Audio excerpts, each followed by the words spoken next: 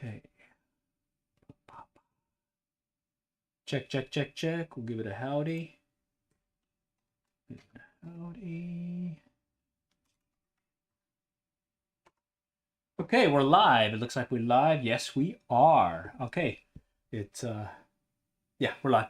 Welcome back to RioCast Fishing. Your host, Glenn, with the City of Adelaide Fishing Field Team, COAF Field Team on YouTube. And this round, what do we got for you? Well, we're just going to do a little recap of our fishing trip to Galveston Fishing Pier.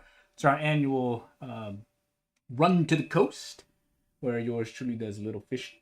And, well, in this case, we were targeting, hopefully, some more sharks and whatnot. And what I'll do is I'll just kind of run through the video, just kind of wait for some folks to join. Looks like there's, well, not too many folks in at this time. But anyways, just give you some background, because we also simulcast this as a podcast, is every year we take a trip down to the Galveston Fishing Pier on the Texas coast, and our intent there is to see what we can catch, maybe catching a fish or two. In past, it's been some of your inshore species like Spanish mackerel, croaker, speckled trout, sand trout, and then more recently we've been targeting some of the bull reds as well as black drum, and then some of the sharks and whatnot. And so this year we didn't get any big drum, we were getting some breakoffs and whatnot, but we did get some good lessons learned, and that's what I wanted to highlight this round. So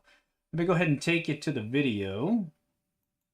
Okay, and I've got the audio off right now, so I'm going to go ahead and start things off. This is yours truly taking a look at the Galveston Fishing Pier. This is the one off 91st Street and Seawall Boulevard.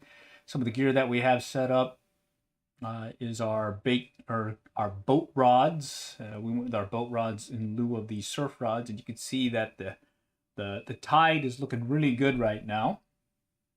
All right, and looks like I'm getting some lag in the video, so let's just kind of keep running it. Got our pier net, and also brought some of these Velcro things to help secure things in place.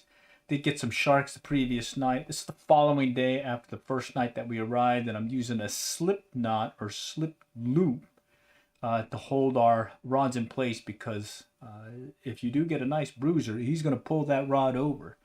And then in the case of the gear that we like using, we've done this before in the past, using fish bites to basically catch the fish or the bait that's going to be used for the bait that we're going to use to catch the bigger fish.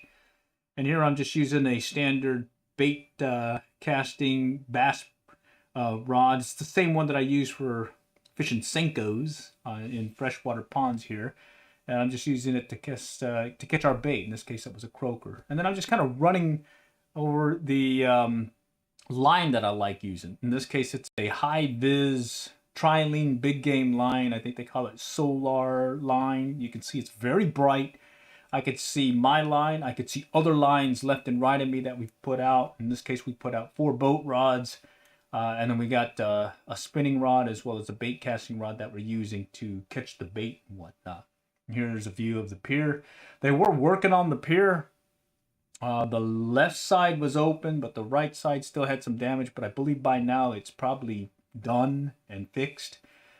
We had fished that morning, or that evening before, fished the morning, and now we just wanted to get some bait. And here I'm just kind of making it's normally a slab jig rig that I put together, but in this case I went ahead and replaced the slab with a spec rig beetle tail and 2 crappie jigs, and I was using it to catch some croaker and sand trout as well as some whiting, so that we could use it for bait later on that evening for those bull reds, black drum, as well as the sharks.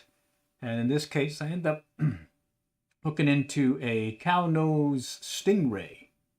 But here I think you're going to see me catching a sand trout here shortly. So one of the cool things about sand trout, there's no size limit, there's no number limit, so you can catch as many as you need to use for bait. And in this case, sometimes they prefer that sand trout. Other times they want the whiting. What we did find out, though, is those that were doing really well were using the more oily baits, like the pompano, your Spanish mac, and Also, I think the ladyfish. Those were the key ones that the shark was just tearing up. About 3 foot, 2 to 3 foot sharks and whatnot. All right, howdy, howdy, RC Ducey. All right, okay, and here I'm just catching a little sand trout, and I'll put that in the ice chest and use it for bait later. Someone down the pier was able to catch a cow nose stingray here, and we're just helping them using our pier net. Got to bring that pier net; makes a big difference having it. And then here's the one that we also brought in. In the background, you can see Jimmy's restaurant over there. It's pretty nice having a restaurant at your fingertips, or at least the down at the end of the pier to get a bite or two as the bite kicks up, and you don't want to leave the pier. All right. And this is I think this is our third shark that we caught. Little black tip, about 27 inch or so. Ended up letting that one go. He went for a sand trout. And then here's yours truly using that Penn Squall 2 with 30-pound test at Solar High Vis Trilene Big Game line. And this one kind of started running sideways on me. Oops, got a little commercial. Let's just run through this real quick and I'll skip it. Okay, he's going to run sideways on me. And I'll bring him in. Oh, wait a minute. This was the other thing that that will steal your bait, and it's the hard heads and gaff top. We did see some mullet coming by, so here's a school of mullet just right below us. All right, and this is coming to play later on because we saw one individual using these 6 to 7, 8-inch mullet to get some nice sized speckled trout. We do have that 15 to 20-inch slot limit for speckled trout, so you gotta make sure that you don't keep anything that is above or below that size limit. Here's where I'm bringing in the a black tip shark that will end up keeping him. All right, and you can see I've switched over to another high vis line. What ended up happening is the day before I had something basically almost spool me and break the line on me. I couldn't turn them.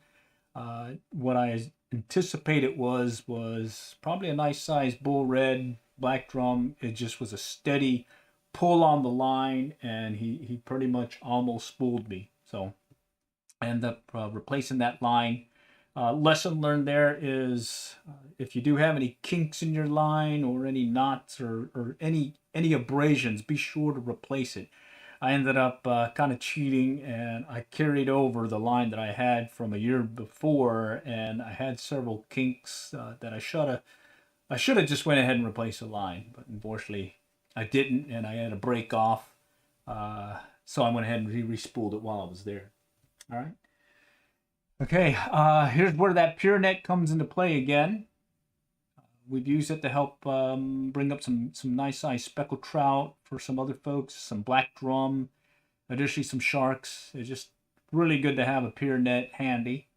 We learned the hard way that not having one definitely can be a painful experience when you're out there fishing and you're working the tides and whatnot.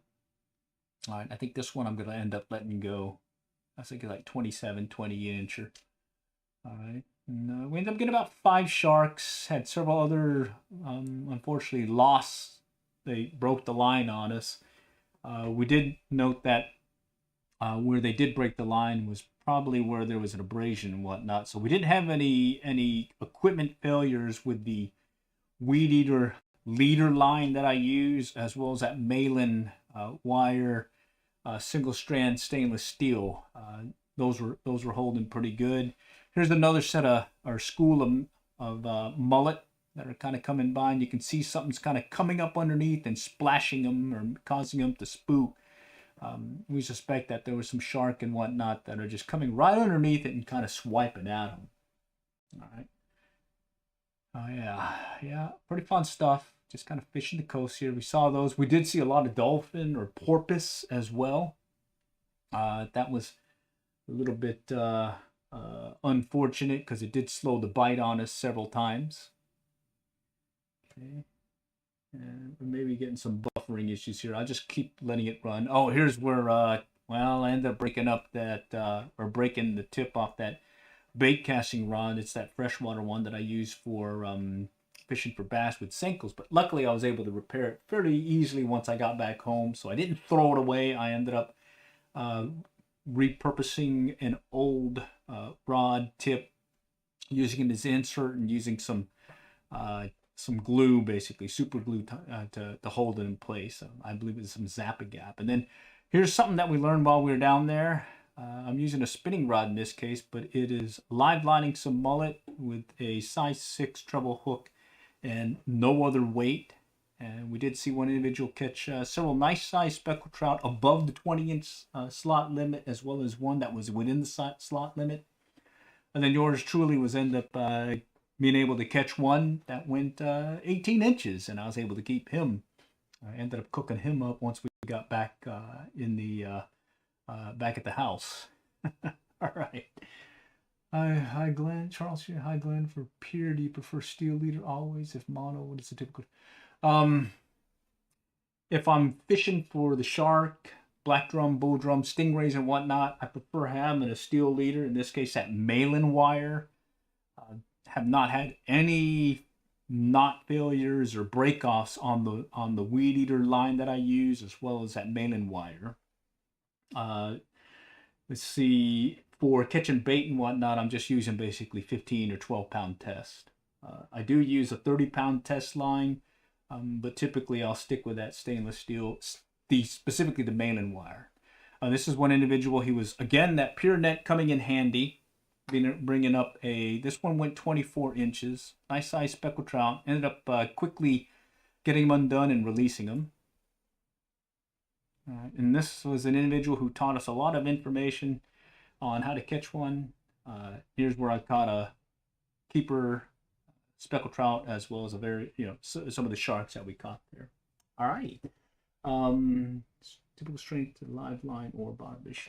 Well, the individual was, let me go ahead and skip over this one. The individual that was showing us how he was catching some of those bruisers, he was using, let's see, he was using some, I think it was, the diameter was 6-pound test line, but it was rated, it was a braid that was, I believe, rated for 20-pound test. And I think he was anticipating catching some bigger things also, to include, I'm pretty sure there was several trout that probably would have went over 30 inches there. They were right in that surf line. They were hitting these nice sized mullet, and it was pretty interesting seeing that. All right. Okay, so that was a real quick recap. Let me see if I can take us back to some of the live streams that we did while we were there that might elicit some questions and whatnot. So I'll just go ahead and run that in the background. That way you have something to see or maybe call out while we're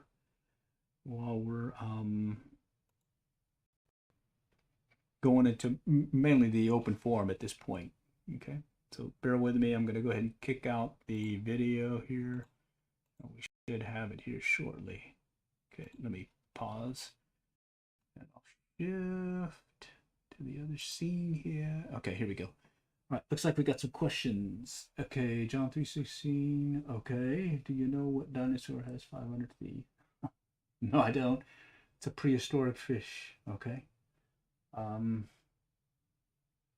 Let's see. I'm gonna monitor the I'm getting a buffering error right now, so I just want to monitor to make sure that that clears up before I kick off the next video. Okay. Let's see. I'd love to see a video from Seawolf Park here, and some big fish are running there. We have fished Seawolf Park in the past, and I've got old videos on Seawolf Park, but yeah, we didn't make that round this this trip. I do like the Pier area. I do like that they have some really good speckled trout, sand trout there. And the last time we were there, which was last year, August time frame, we did have some good opportunity to catch some nice size bull red that were running in the area, as well as some nice size sharks. They were there. They were actually taking our baits. Just my mojo was off, and we were not able to hook them. Yeah, I do like Seawolf Park's pretty cool. Right. So one of the things that I took away from This trip is I really got the bug in bait finesse style fishing. So that's ultralight bait casting, basically using a bait casting combo that can cast ultralight lures, typically under the 1/4 ounce, if not down to the 1/32 ounce lures.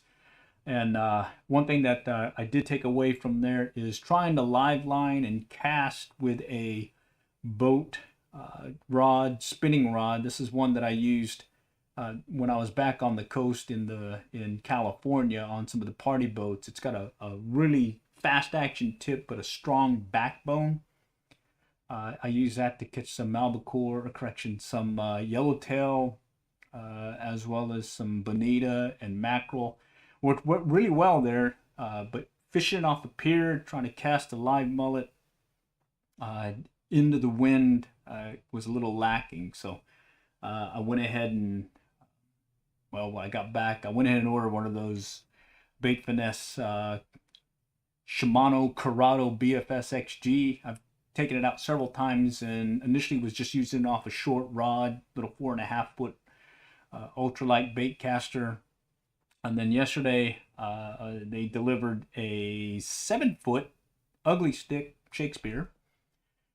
And well, that one was pretty cool. I was able to cast a 1/16 ounce inline spinner, and I caught a catfish about 20 inches or so. It was 6 pound test mono, so I'm pretty confident that if I catch a speckled trout on the coast with it, live lining the a mullet, I'm pretty sure that I can bring them in. Just make sure I have the net. Initially, while I'm waiting to hit the coast again, we're up here in North Texas, Dallas-Fort Worth Metroplex area. I'm probably going to go hit the local lake, catch some live shad or catch some shad in the cast net, throw it into the trolling bucket, keep them live, and see if I can do some practicing with that 7 foot. I'm going to call it the live bait finesse rod because I'm going to use it exclusively for casting live bait. And I'm going to see what I can do there just to get the thumb educated, keep it ready for the next chance we get to hit the coast. Let's see, Charles Cherian, what is a good rod recommendation for pier? Do we need long lengths versus do we need a heavy rod to pull fish up, depending if there's no landing net? There's several schools of thoughts. I see some of the old schoolers, veterans and whatnot on the pier using some of these really expensive gear. I mean, they're talking $7, $8, $9, upwards $1,000 gear. And then I've seen them range from some surf casting rods. The 10 foot limitation over there at the Galveston Fishing Pier limits you to 10 foot or less. Additionally, you'll see some folks just using some little spin casters. And I've seen that having a little spin caster light rod is not enough once you get one of those big guys on there. What you want is something that can handle a bigger fish, typically one of these larger bull reds and whatnot, maybe a 3 foot, 4 foot shark or two. And what I noticed is having a rod with, I'd say, a medium to heavy rod works. But again, it depends on what you're actually targeting for. So what I typically do is we used to come out with 2 surf casting rods, these 10 foot breakaway rods. And we would use the bait casting gear. And then I switched on to the Penn Squall 2s. Additionally, we also would bring some surf casting rods with some I'd say, I forgot what size they are, but the bigger spinning reels. And in fact, you can see in this video, that's one of them that we have in there. We just repurposed it to use it on a boat rod. And when we notice with the longer rod, you have some control over the fish, but we don't use some really heavy surf rods, and so a lot of times they'll definitely pull the line on us and whatnot and pull us about. But I like using this as a boat rod, little 6 foot rod. We were able to land a pretty nice size stingray with it last year. This year we had one basically break off, but I believe it was more of a line failure than the rod not have enough backbone to bring it in, because it can handle some pretty good sized fish. So I think it's more of a personal preference. The main thing is if you're targeting bigger fish, again, go with a beefier rod. If you're using it to catch some of those specks and sand trouts, like in my case, I'm going to go with some ultralight bait caster. Right here, I'm using this bait caster that I use for Senkos for catching speckled trout, sand trout, and some of the bait that we're using. But if I caught a keeper size speckled trout, I wouldn't be worried about breaking off or having any issues with it. Do have a landing net. If you don't have a landing net, what I find is when we're using the weed eater line, that's at 0.095 weed eater line. It's same one that I use on my weed eater to do the lawn. I think I've got some videos on that when I started going to that setup and the mainland wire, we at times are able to hand over hand the line and bring up some of these fish, be it some large gaff top, if not some of the 3-foot sharks. I have no issues with lifting them up and whatnot. Let's see. I'm not sure about the dinosaur piece, but we'll keep going. All right. Let's see. And in the video, all I'm doing is just kind of working under the lights. There's a lot of fish moving about. And there's some needlefish. There's some sharks coming back and forth through the light, as well as some mullet and some bait fish. A lot of sand trout. And in this case, we're using some fish bites that tend to work really well. And then the whiting and whiting and croaker came into play. Of course, you have a little brewski. I went with the Lone Star Light because, well, got to watch my calories here. Alrighty. Okay, again, I'm getting another streaming error, so I'm going to let it kind of get through the buffering in case anything does happen. And I'll keep an eye out for this, for any other call outs and whatnot. Okay, and then in this portion of the video, I'm using a tandem rig, the H&H Spec rig. It's one of the ones I used as a kid growing up over there in the Port Aransas, South Texas area, working Bob All Pier, as well as fishing the various piers in the Corpus Christi area. And for some reason, at least this round, they wanted the monofilament style body versus the little beetle spin one or beetle tail one that I've used in the past. If you had success with surf plugs from the pier poppers, etc. Yes, specifically when I'm targeting the Spanish mackerel with a gotcha plug. It's this little heavy plug that is really skinny, has 2 treble hooks, and you just kind of yank it out there and bring it in at a steady retrieve. And when the Spanish mac are out there moving about, you got a good opportunity to get them. Fortunately, when I was there this past couple of weeks ago, the Spanish mac were not in the surf, at least when I was there fishing at that time. But we did hear from some others that had some really good success. Additionally, we did see some folks out there using just basically live shrimp, and they were doing really well catching, be it Spanish mackerel. In fact, we did see a couple of limits taken. Actually, it was 3 limits. They came in right at the early morning tide as the tide was rising, and they did well. They were using live shrimp under a popping cork, and they did really well. Really good stuff. Other baits I've used from the pier, I've used the Miro lure, but that's been a while since I've used it over here. I mainly used it when I was fishing for striped bass in the Chesapeake Bay under one of the piers that I used to fish when I used to live in the Maryland, Virginia area. All right, but when I'm fishing and wading the flats and whatnot, I'll typically have Miro lure, as well as the old Johnson silver and gold minnow, the spoon, and then, well, you can't beat a live mullet or a live croaker working the flats, as well as a popping cork with some live shrimp. Definitely some fun stuff when you're fishing for those. All right, okay, looks like the stream is starting to clear up a little bit more. So good news there. Shrimp may stores are really small, sometimes really large. As large ones don't get bit at all. Yeah, I see the same thing. And sometimes you got to kind of weigh it. Sometimes a quarter shrimp that are medium size will get you a lot more chances versus some bigger size shrimp, because they do it by, by volume versus by count. So if you're going to get a little shrimp, you may get an extra, 10, 15 more opportunity, since there'll be that much more shrimp in your bait bucket. All right. And then some of the things, I think I called it out in some of the other videos, was the individual that was showing us how to live line some mullet. Some of the key things he mentioned was to make sure that you hook it in the roof of the mouth so it has time, or it's able to breathe, versus going through both the lips.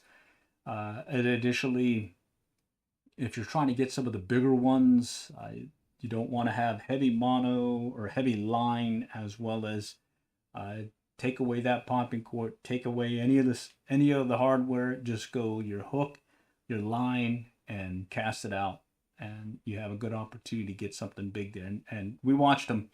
He caught a 24, a 27 that he let go, and then he also caught a 19 that he kept. And then he did tell us about the live mullet he was using, some small fingerling mullets that he had picked up down the road at one of the jetties, using the same water that he caught it in, because if you change the water and use water that is different from where they caught, the salinity changes and they'll get a red belly, and typically the bigger trout take a look at it and change their mind. They prefer not to strike at all. All right, so good stuff there. I've been guilty of just using whatever water I have or changing it out. So that may explain, well, maybe some of the bites have been not as good as they could have been if I stuck with that. Okay, for hooks, apart from pre-made leaders responses, do you prefer cow or circle hooks? I typically use two hooks, the circle hooks or the J hook. I don't use the cow hook much. Circle hooks, in this case, because it is a requirement here in Texas to use the non-offset, non-stainless steel circle hook when you're fishing for sharks in the Gulf. So you do have to have that. And the way I check is to make sure that it's non-stainless is basically you read the package. And then you got to be careful when it comes to the offset piece. If you take the hook and lay it flat and it stays flat, versus you see part of the bend up or part of the shaft kind of out of line from the other, and then I consider that an offset hook, and I just go ahead and skip it and look for one that is more of a flatter profile as I lay it flat on the table. Other than that, I just use either a number 2-aught, 1-aught, or even a number 2 J hook, Aberdeen hook, the wire one, and it's mainly for when I'm fishing for the bait. I'm using that light wire hook for bait, and then possibly some of the weaker mouth fish like the sand trout and speckled trout. Other than going to the circle hooks when I'm fishing for the larger fish, be it the sharks, the bull reds, and the big uglies, the black trout. Alrighty. All right. Any other call outs this round? This is again yours truly, just fishing under the lights. We did several live streams while we were there, and let's see. There's a couple times that the live stream died on us because the phone. I'm using my phone. And just the battery just ran out on me, and basically runs for about 2 hours and then it'll quit on me. So there was one where I had to switch over to the GoPro and it went into the landscape mode, which appears on, at least on YouTube, you don't get as much engagement if you stream vertical versus, or landscape versus vertical. All right. Okay. Let's see. Maybe there's one thing I can show you real quick. Okay, let me stop this one real quick. So let's go back to at least the bug that I caught this round, which is Bait Finesse, the BFS ultralight bait casting, and being able to set up a live bait BFS rod. All right, so I went in and got the Shimano Corrado BFS XG, took it out several times, and then picked up that 7-foot ugly stick. It's the Elite. Back here, let me see. Only had it for 2 days. Came in yesterday, and I took it out fishing. I think I've got the. Here it is, right here.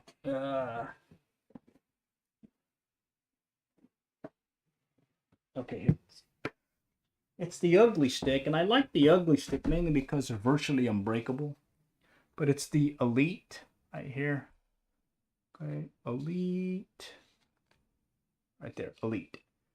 All right, and it's more sensitive. I guess it made it more light and all that.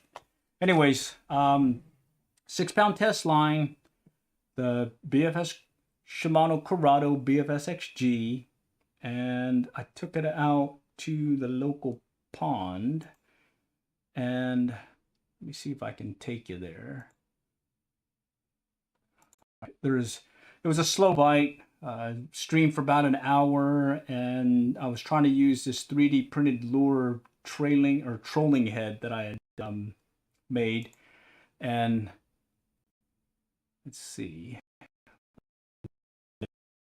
commercial run while it's in the background. Okay, all right, and let's see if I can shift over there. Okay, so go ahead and mute it.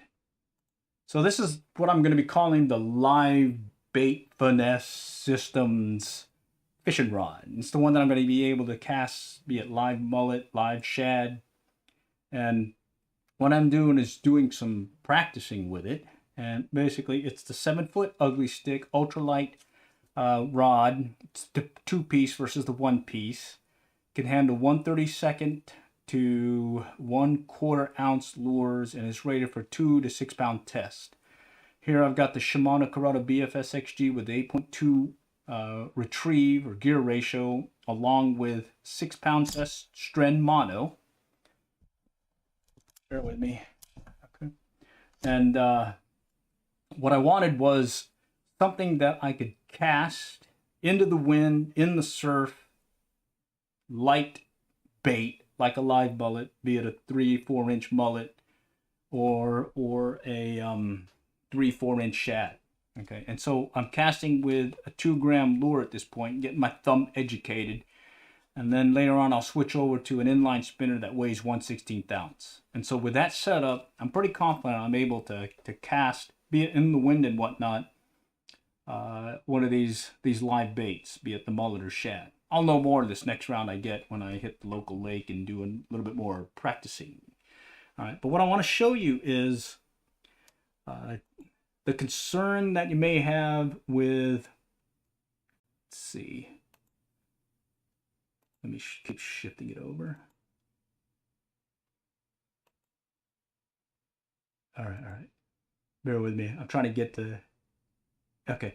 I'll get another video out with the info and everything that I'm discussing here. It's like a little 5-minute one that I've already pulled out and should be able to post here in the next few. But what I'm using is a do-it-yourself inline spinner. I'm going to be shifting over at this point in the stream, and what I discovered is you can catch a 20-inch plus catfish on this outfit. And so, like I was saying earlier in the stream, that hey, if this setup can handle a 20-inch catfish, I'm pretty confident I'll handle a 20-inch speckled trout.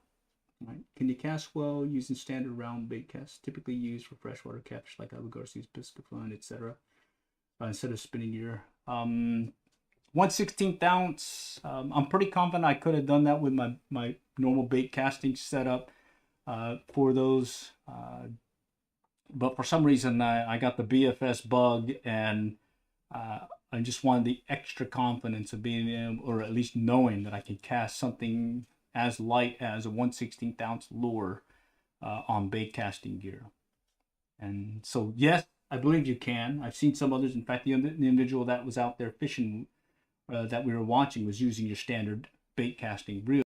He had a really nice, forgot the name of the rod he was using, but a 7-foot one-piece graphite, really nice looking. I think it was like $200-300 rod and whatnot. But I got this Shakespeare ugly stick, 69-70 bucks off Amazon. Got the Shimano Corrado BFS XG, about 200 or so off Amazon. Slapped that together. Went with the Stren mono, 6-pound Stren mono. In fact, I just got a one of the big refiller spools through 2,400 yards of 6-pound Stren mono. So hint hint, I tend to use that a lot for a lot of my ultralight bait casting gear.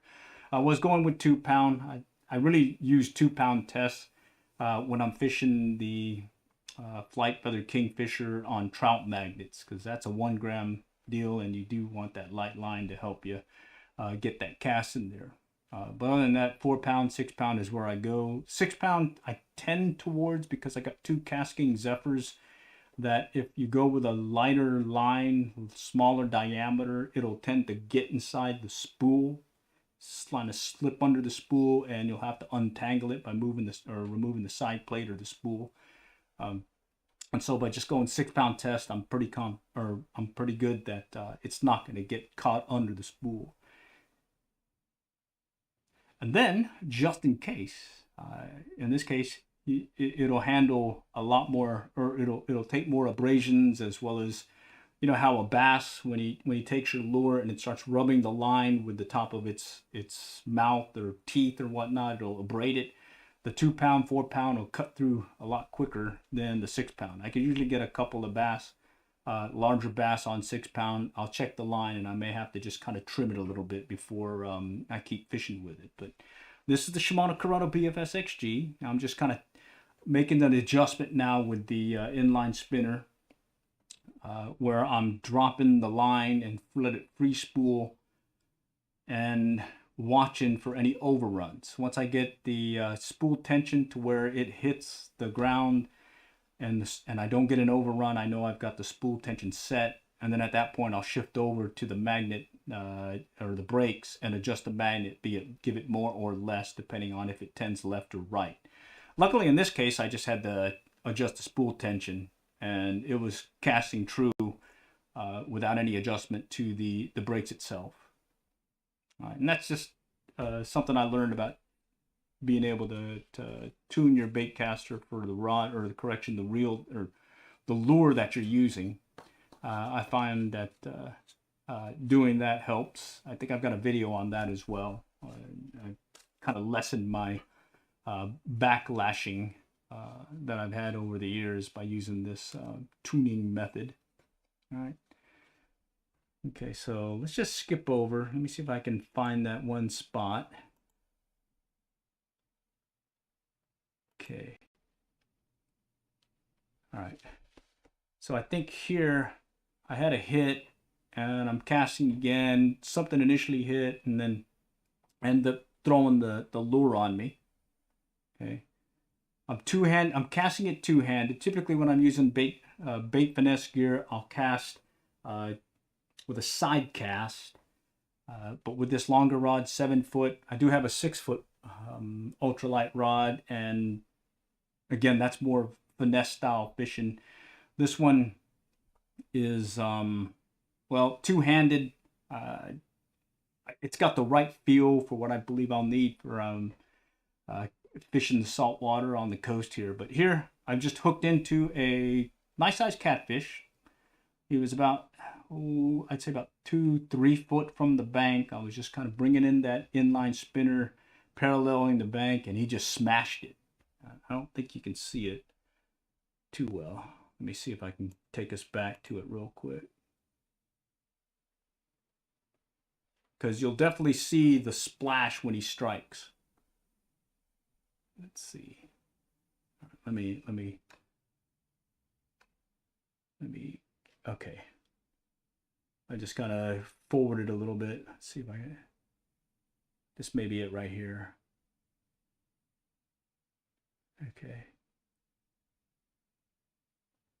And you'll definitely see a splash in the upper left. There we go. Oh no, this is one that threw the hook on me. And that one felt pretty good, but I believe the next cast, or this cast right here, will be, yeah, look by the bank, upper left, right there. You seen that?